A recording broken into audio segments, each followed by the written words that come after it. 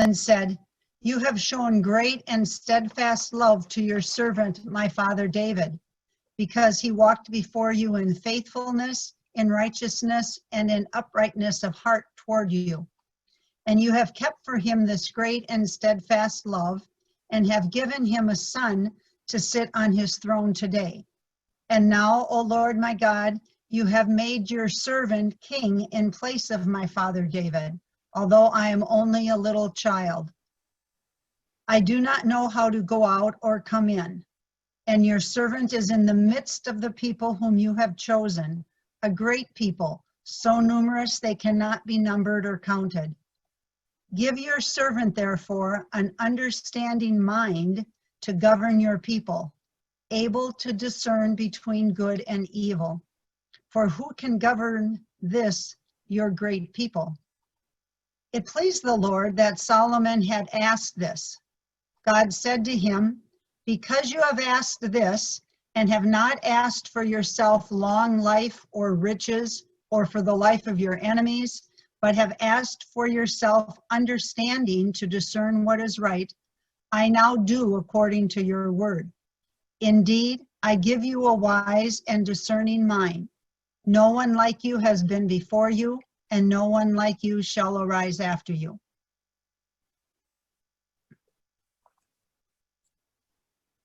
Thank you. The gospel today comes from Matthew chapter 13. It's a continuation of all of the parable stories.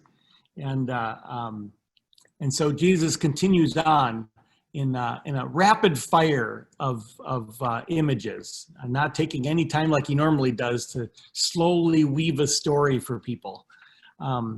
So here then is Matthew 13. Jesus put before the crowds another parable. The kingdom of heaven is like a mustard seed that someone took and sowed in his field. It is the smallest of all the seeds, but when it has grown, it is the greatest of shrubs and becomes a tree, so that the birds of the air come and make nests in its branches. He told them another parable. The kingdom of heaven is like yeast that a woman took and mixed in with 3 measures of flour until all of it was leavened. The kingdom of heaven is like treasure hidden in a field, which someone found and hid. Then in his joy, he goes and sells all that he has and buys that field. Again, the kingdom of heaven is like a merchant in search of fine pearls. On finding one pearl of great value, he went and sold all that he had and bought it. Again, the kingdom of heaven is like a net that was thrown into the sea and caught fish of every kind. When it was full, they drew it ashore, sat down, and put the good into the baskets, but threw out the bad. So it will be at the end of the age. The angels will come out and separate evil from the righteous and throw them into the furnace of fire, where there will be weeping and gnashing of teeth. Have you understood all this? And the disciples answered, "Yes." And he said to them, "Therefore, every scribe who has been trained for the kingdom of heaven is like the master of a household who brings out of his treasure what is new and what is old." This is the gospel of the Lord. Grace to you and peace from our Lord and Savior Jesus, the risen Christ. I'm sorry, Sam Rendall, you're going to have to put up with me this morning for a little while, and then maybe we'll share the speaker and the frame with everybody else, and we'll do that again real soon in the future, because it is more exciting, even for me especially, to hear other people. So next time we do that, Sam, you got to chime in. You got to do something. So let me start this way. Got to say something about the parables, and I've got a question. And my question is this: why do the disciples answer the way they do?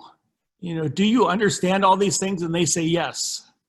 In some ways, I can understand why they say that. They just know there's going to be more stuff coming, so they're just going to keep hanging on. They'll figure it out as they go. But the bigger question I have is, Jesus knew that they didn't quite understand. He knew that. So why didn't he stop and give them a test and say, okay, if you understand, then why don't you explain to me what you've learned here? Instead, he just keeps moving right on as though they've gotten everything and they've figured it out. Why does Jesus do that? Why doesn't he go back? So that's my question for today. Why did Jesus not go further with them on that?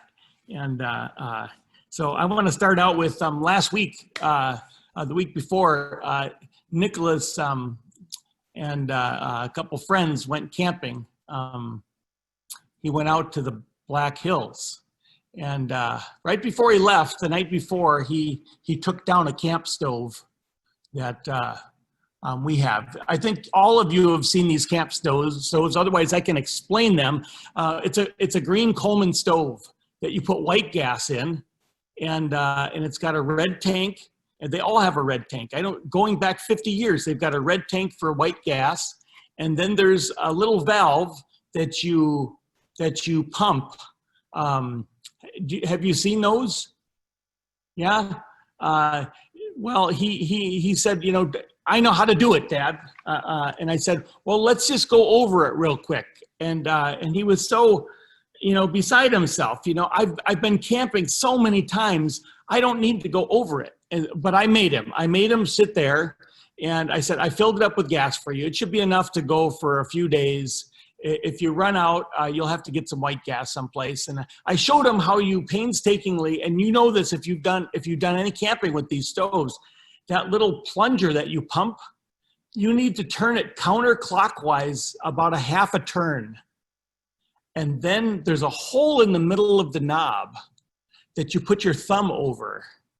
And that seals the air, and then you pump that thing until you've got pressure, and it won't pump anymore.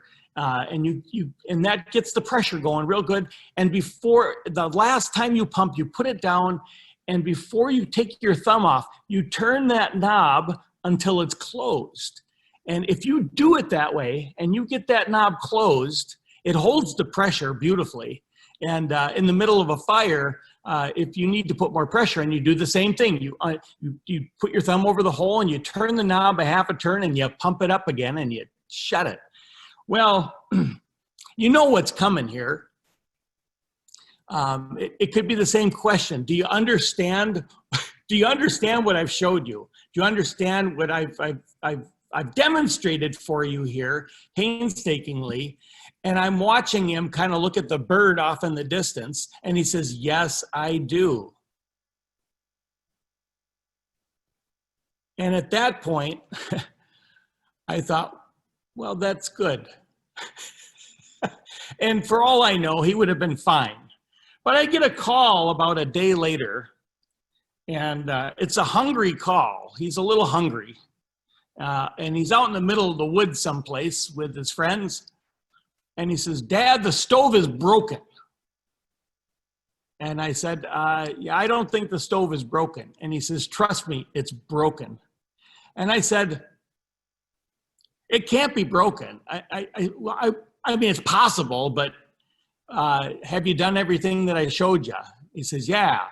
And I said, did you take that wheel? Did you put your thumb over the hole and open it half a turn and then pump it and then close it? He says, I've done it.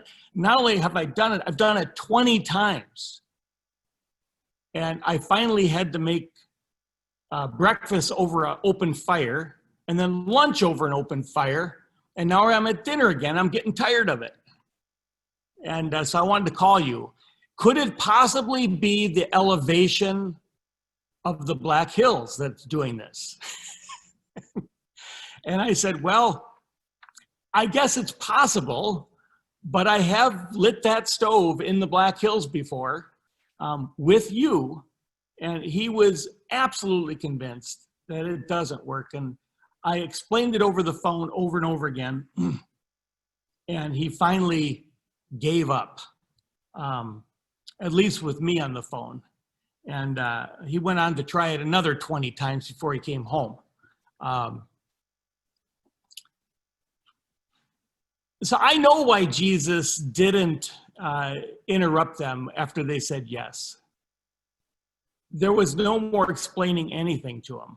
they were gone. They had no way to compute any of these rapid fire stories that he's just given them about the kingdom. You know, it's like a mustard seed, a small little seed that's planted, and it grows into a big shrub. You know, all you need is just a little tiny speck of it.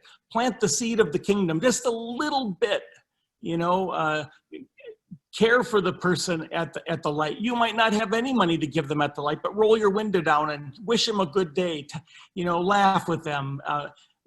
Let them know they have humanity, and so do you, even in your awkwardness.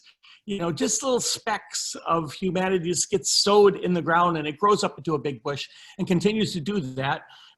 It could be like a pearl of great price. You know, the merchant who's actually looking for it, he's got money. He's wealthy already. He goes and finds something that's even great. He sells all that he has and goes back and buys that one pearl.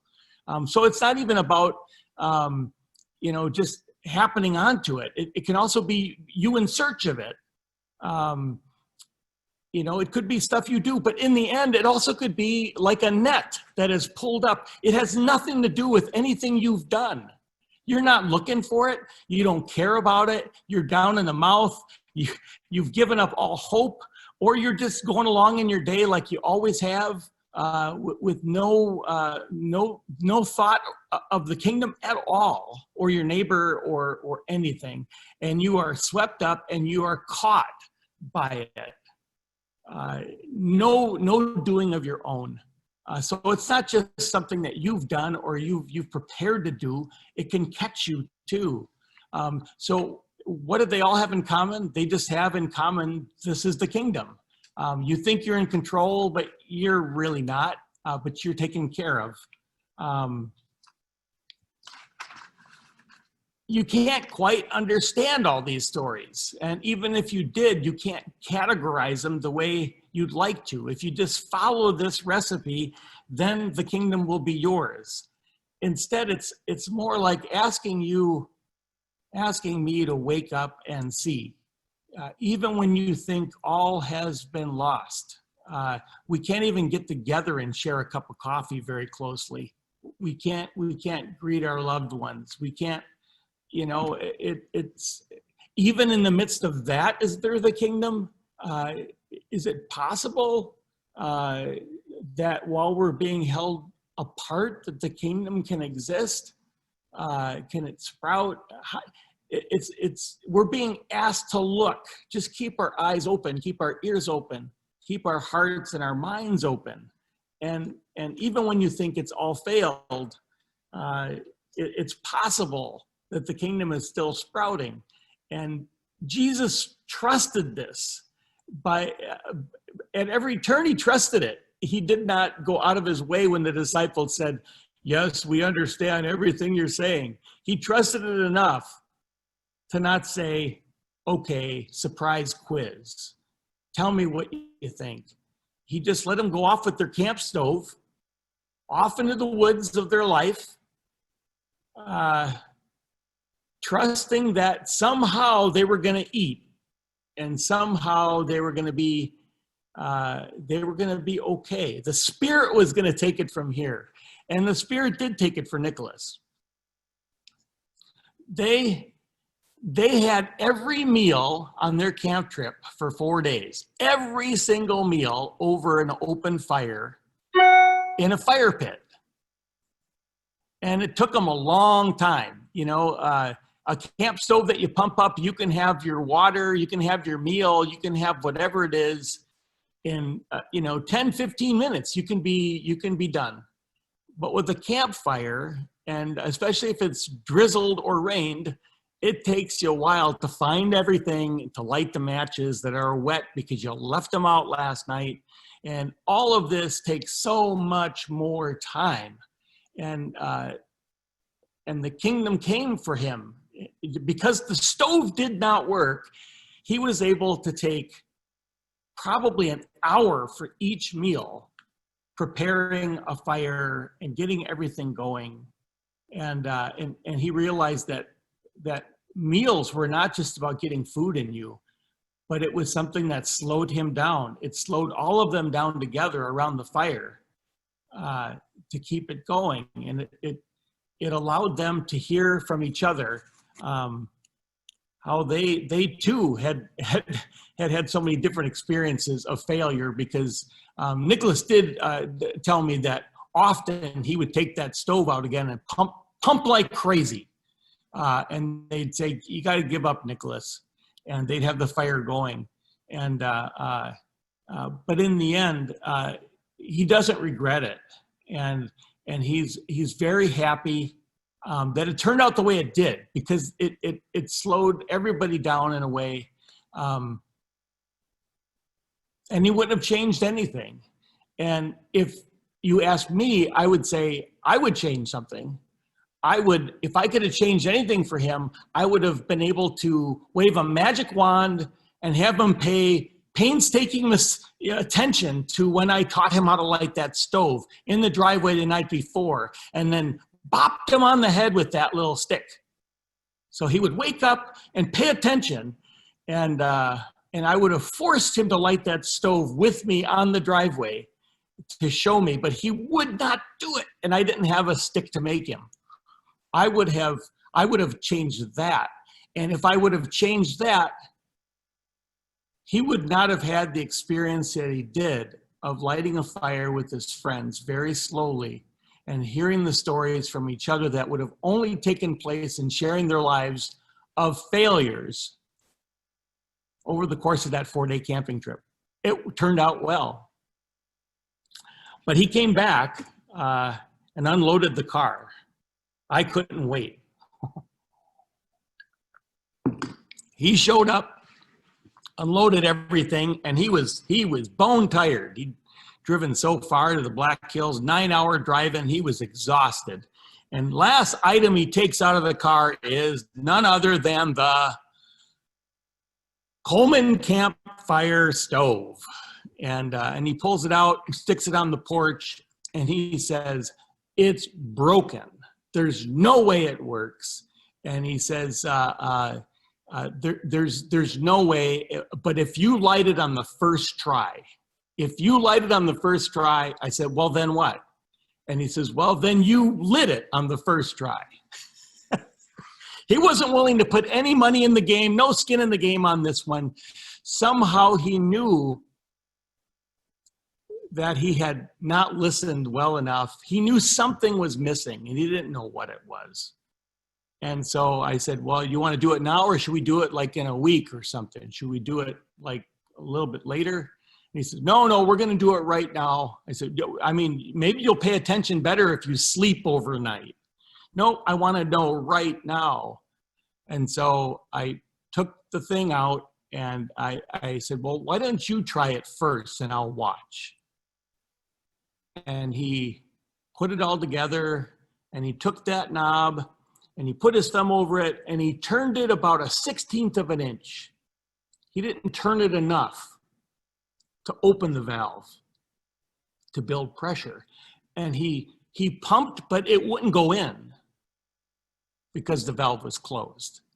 And he pumped, and then he kept pumping just as much as he could, and he closed it. He tried to light it in the light. And so I said, "Well, let me show you." And I took that knob and I turned it a half a turn, and I pumped the heck out of that thing. And then I closed it, and it lit on the first try. And he howled with laughter. He said, "I didn't think it was supposed to turn that far." And then I showed him the little arrow that's got a little round squirrely with a little arrow that shows, and it says half a turn, ever so small. And I thought, I'm glad I've never made a fool out of myself like that.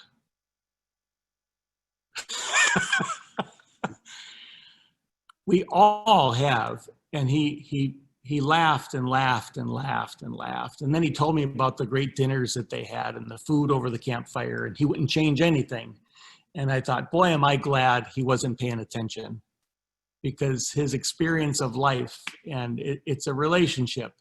his relationship of keeping his eyes open to what's possible. And it did come. And he did see the other ways that things were showing up for him. Isn't that a good parable? So if Jesus isn't worried about making sure everybody has all the words right and the understanding right and the theology right, and whether we're doing everything correctly, if Jesus doesn't care, why should we? We just have to keep hanging in there with each other and laughing with each other when we get it wrong, and then maybe trying to help each other. But keep your eyes open. Like I always say, that's it. That's all I got, folks. May your whole life be a parable, and it may come in small little ways, like birds in cages and dogs in lakes and small engines that don't start and blades that are bent because they hit rocks as you mow your grass, and rabbits that keep getting inside your gardens and eating to their heart's content. May you see the parables everywhere you go, because it's really small. You got to watch for it. All right, offering time. Does anybody have an offering they'd like to offer up? If you do, just raise your hand, and we'll get to you. And I have one at the very end I'd like to share with my screen that's really phenomenal. 17,000 voice choir. So I'm not asking you to beat that one, but that's going to be the last one. And maybe you will beat that one. Anybody have anything they'd like to share?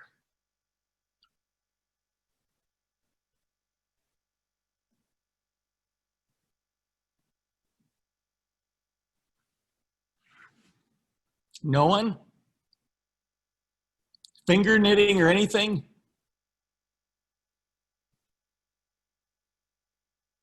All right, boy, it's dog days of summer, huh? Oh, there's some finger knitting right there. All right. We've got two Daryl Goodmansons up there with his granddaughter. All right.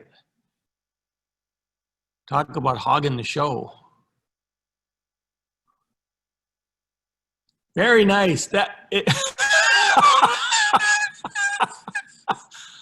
Look at that thing, just keeps going.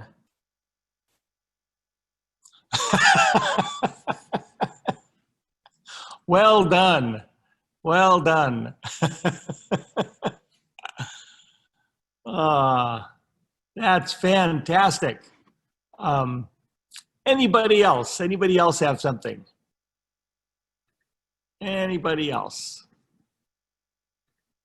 No parables, no nothing. All right. Well, I am going to share with you my screen now. Is everybody ready for this? Thumbs up or thumbs down? No one has anything? All right. So I'm going to share this. This is Eric Whitaker. So bear with me. I'm going to try to turn this up. And I've been told that sometimes my screen kind of freezes up a little bit when I do this. So I really hope it doesn't. So it's about 3 minutes long, and just hang in there.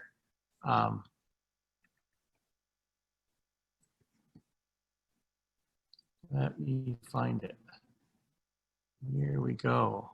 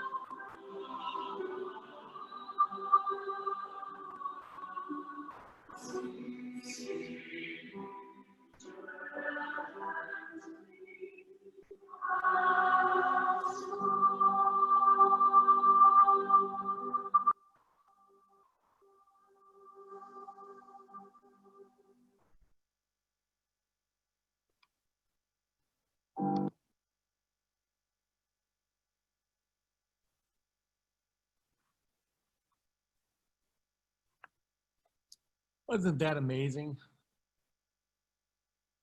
Yeah.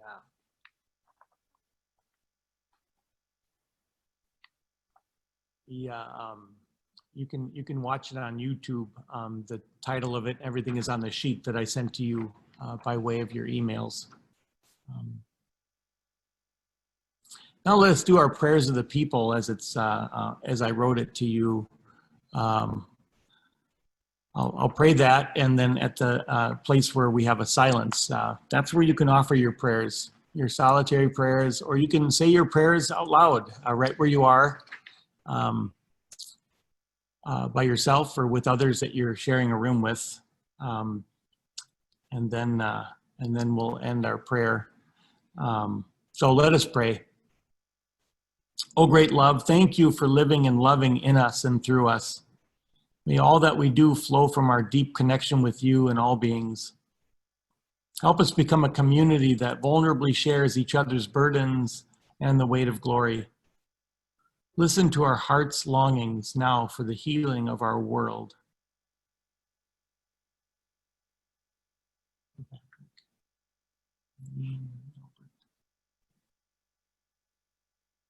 Charlie, Hazel and Lawrence, Owen, Kathleen.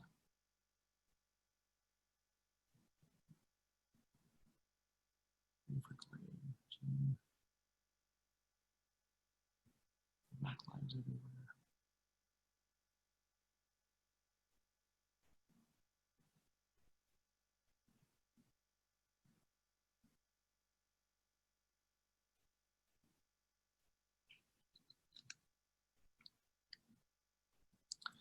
Now, knowing you are hearing us better than we are speaking, we offer these prayers in all the holy names of God. Amen.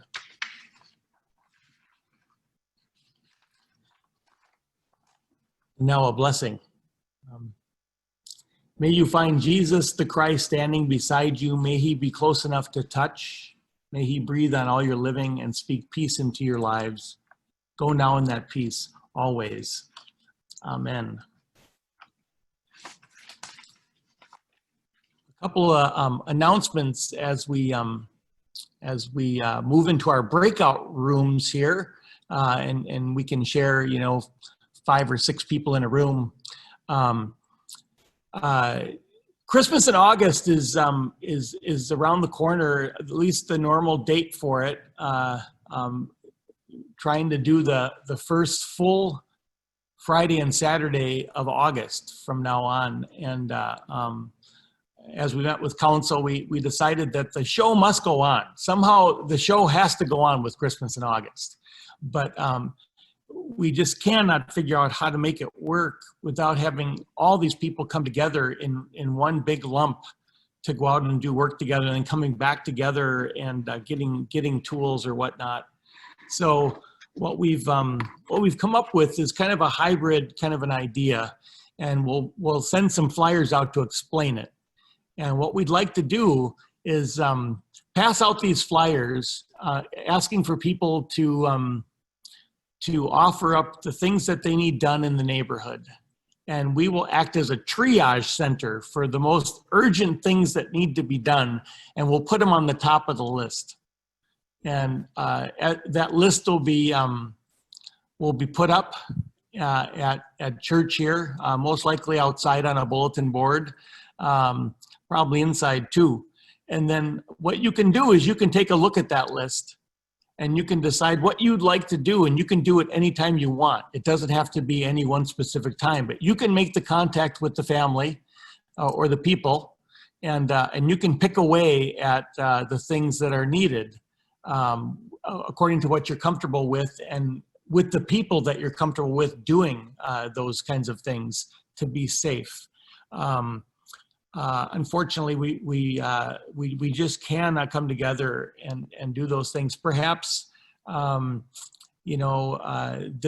will also feed into what we do year round when people call in randomly and we do things on the fly. This will be a way to get that started. We call it care teams, and we've done a few of those, but maybe this is a way to really jumpstart that and get people going. So if you know of somebody that needs something, or you yourself need something, you can fill out the forms as they come around. And if you need a form, you can get a hold of me. If you need help with tools to make those jobs happen, we'll get those to you. And we can make those things a reality for people. Other announcements. Are there any other announcements that people would like to make? Okay. Christina, why don't you start? Yeah, I just wanted to make sure everybody knew that we have Black Lives Matter signs in Dave's possession at the moment. I think it's wise to ask for an $8 donation, which is the cost of the sign, and therein we would be providing a fund for future Black Lives Matter signs if we want to get more.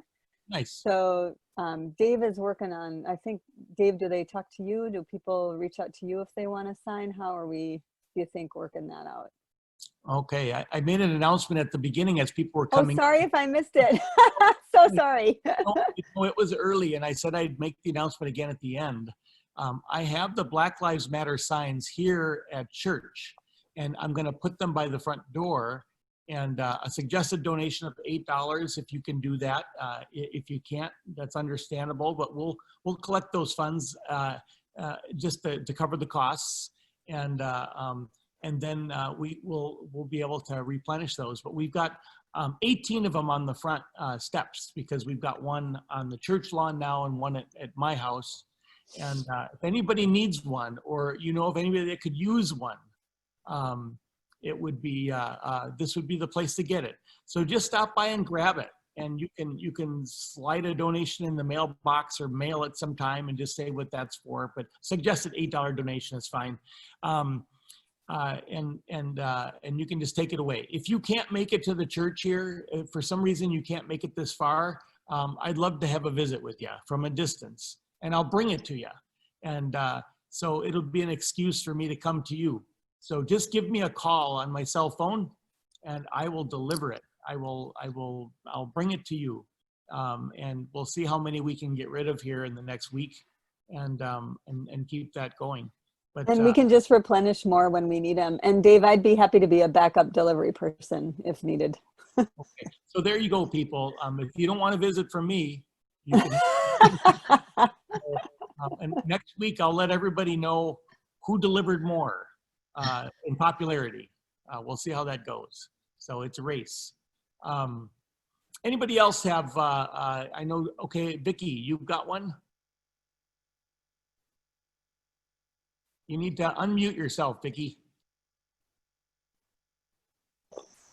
So now can you hear me? Yep. Okay. This is an announcement. I was too late on getting in on the prayers for the people. I just wanted to have everybody pray for my oldest sister who had a massive stroke this week, and she's in hospice care right now. She's in California, so none of us can go there to see her or go to a funeral or anything. So say a little prayer for us.